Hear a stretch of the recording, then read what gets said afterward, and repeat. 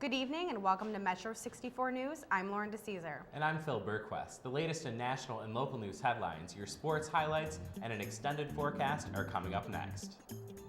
The death of an elderly Nebraskan woman in late August has been linked to an outbreak of E. coli bacteria found in tainted spinach.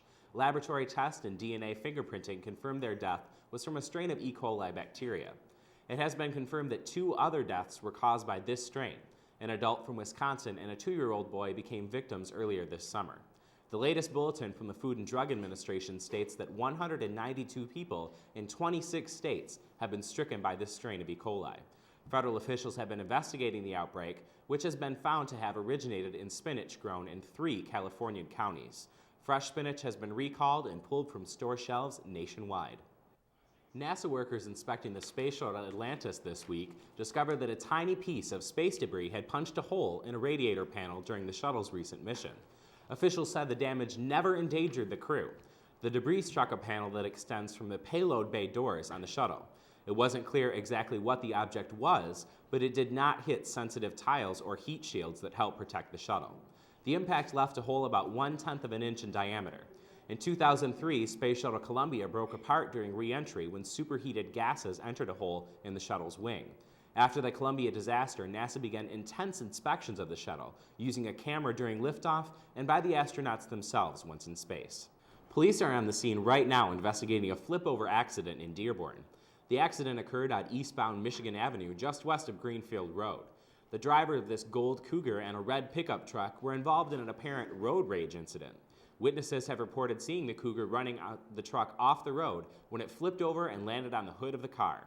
The truck drove into this pond and police are currently working on pulling the truck out of the water. Both drivers were taken to Wyandotte Hospital and are currently listed in critical condition. Each suspect will be charged with a reckless driving felony and if convicted could spend 5 years in prison. Cops wanted, but you must be under 18 years of age to apply. No, this isn't a joke. The Southeastern Michigan Explorers program is looking for hardworking, young individuals who are interested in becoming police officers. The 3-week program puts these young entrepreneurs in simulated real-life police situations, such as traffic stops, field searches, and even forensics. The cost is $800 for the 3-week program, which runs 5 days a week. Each session is 8 hours long, and meals are included in the fee. Each explorer receives a certificate of completion after the 3 weeks of training.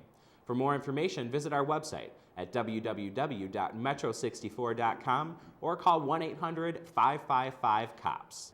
One man and his pickup truck are achieving a very impressive milestone. Frank Orsnick of Wisconsin drove his truck past the 1 million mile mark this week. The truck is a 1991 Chevrolet Silverado that he originally purchased with only 41,000 miles back in 1996. Orsnick uses the truck for his business, distributing seafood and steaks in the Midwest. He credits the truck's impressive run with frequent oil changes over 300 times in the past 12 years. Thanks for watching your Metro 64 News. Tune in at 11 o'clock for the most up-to-date local coverage. For everyone here at Metro 64, I'm Phil Burquest. Good night and good luck.